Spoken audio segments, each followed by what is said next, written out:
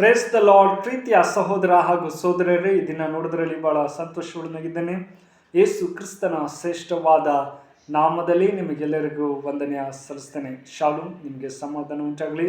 ಪ್ರೀತಿದ ಮಕ್ಕಳೇ, ಕಳೆದ ವಾರ ಅದ್ಭುತವಾಗಿ ಕಾಪಾಡಿ ಈ ನೂತನ ದಿನ ನೋಡುವಂತೆ ಕೃಪೆ ಮಾಡೋಕ್ಕಾಗಿ ತಂದೆ ದೇವ್ರ ನಾಮಕ್ಕೆ ಸ್ತೋತ್ರ ಸಲ್ಲಿಸೋಣ.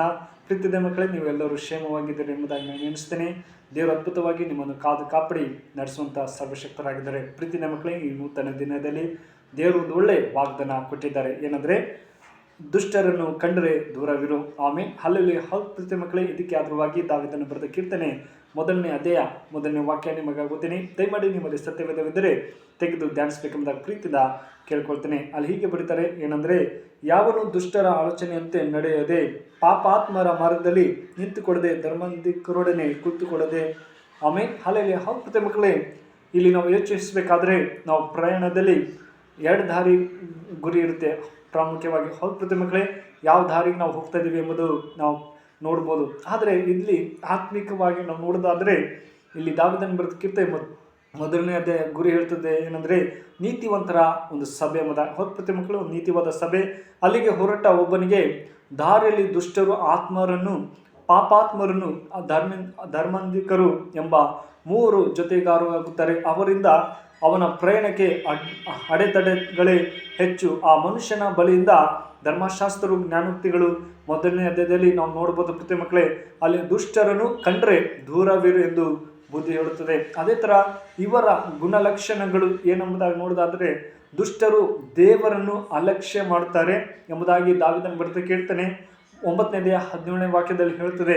ಅದೇ ಥರ ಗರ್ವಿಷ್ಠರಾಗಿರ್ತಾರೆ ಎಂಬುದಾಗಿ 10ನೇ ಅಧ್ಯಾಯ 2ನೇ ವಾಕ್ಯದಲ್ಲಿ ಹೇಳ್ತಾರೆ. ಪ್ರೀತಿ ಮಕ್ಕಳೇ, ಆಮೇಲೆ ಇತರಿಗೆ ಕೇಡನ್ನು ಬಯಸುತ್ತಾರೆ ಎಂಬುದಾಗಿ, ಇನ್ನು ಪಾಪಾತ್ಮರನ್ನು ಮತ್ತು ದೇವರಿಗೆ ಅವಿಧೇಯರು, ವೈರಿಗಳು ಆಗಿರ್ತಾರೆ ಎಂಬುದಾಗಿ ರೋಮದವರಿಗೆ 5ನೇ ಅಧ್ಯಾಯದಲ್ಲಿ ನಾವು ನೋಡ್ಬೋದು. ಪ್ರೀತಿ ಮಕ್ಕಳೇ, ಅಲ್ಲಿ ಹೇಳ್ತಾರೆ 1ನೇ ಅಧ್ಯಾಯ 29, ಧಾರ್ಮಿಕರು ದೈವಿಕ ಜ್ಞಾನ ಹಾಗೂ ಸತ್ಯವನ್ನು ತಿರಸ್ಕರಿಸುತ್ತಾರೆ ಎಂಬುದಾಗಿ, ದುರಾಕರಿಗಳು ಎಂಬುದಾಗಿ. ಪ್ರೀತಿ ಮಕ್ಕಳೇ, ನಿಯಮದ ಪ್ರಕಾರ ನ್ಯಾಯ ವಿಚಾರಣೆಯ ನಂತರವೇ ನೀತಿವಂತರ ಸಭೆಗೆ ಪ್ರವೇಶ.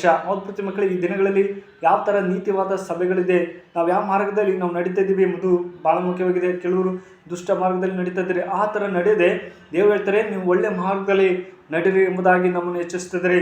ಮನುಷ್ಯರು ದುಷ್ಟರ, ಪಾಪಾತ್ಮರ ಮತ್ತು ಧರ್ಮಾಂಧಿಕರ ಸಹವಾಸವನ್ನು ತಿರಸ್ಕರಿಸಿ ಧರ್ಮೋಪದೇಶಕ್ಕೆ ವಿಧೇಯನಾದ ಕಾರಣ ಎಂಬುದಾಗಿ. ಪ್ರೀತಿ ಮಕ್ಕಳು, ನಾವು ದೇವರ ವಾಕ್ಯದಲ್ಲಿ ನಾವು ಬೆಳೆಯುವಾಗ ದೇವರು ನಮ್ಮನ್ನು ಆಶೀರ್ವದಿಸ್ತಾರೆ.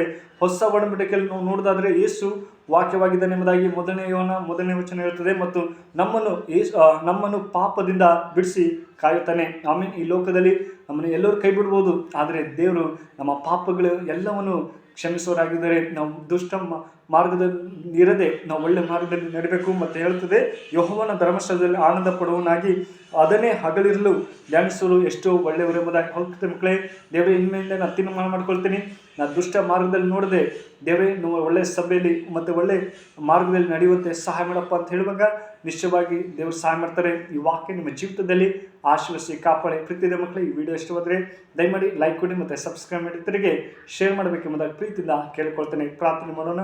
ಕಣ್ಮುಚ್ಚಿಕೊಂಡು ಪ್ರಾರ್ಥನಾ. ಪರಿಶುದ್ಧನೇ ದೇವರೇ, ನಾವು ನೀತಿವಂತರಾಗಿ ಒಳ್ಳೆ ಮಾರ್ಗದಲ್ಲಿ ನಡೆಯುವಂತೆ ಸಹಾಯ ಮಾಡಿ. ವಿಡಿಯೋ ನೋಡ್ತಿರೋ ಮಕ್ಕಳು ದುಷ್ಟ ಮಾರ್ಗದಿಂದ ದೂರವಿದ್ದು ದೇವರು ಒಳ್ಳೆ ಮಾರ್ಗದಲ್ಲಿ ಪ್ರತಿಯೊಬ್ಬರು ಒಳ್ಳೆ ಸಭೆಯಲ್ಲಿ ಹೋಗುವಾಗ ಆಶೀರ್ವದಿಸು ಕಾಪಾಡು. ಪ್ರತಿ ದಿನಲೂ ನಿನ್ನ ವಾಕ್ಯದಲ್ಲಿ ಧ್ಯಾನ ಮಾಡುವಾಗ ಅವ್ರನ್ನ ವಿಶೇಷವಾಗಿ ಆಶೀರ್ವದಿಸು. ಈ ಪ್ರಾರ್ಥನೆ ಕೇಳಿದಂತೆ ಯೇಸು ಕ್ರಿಸ್ತನ ಬೇಡ್ತೇನೆ, ಜೀವ ತಂದೆ.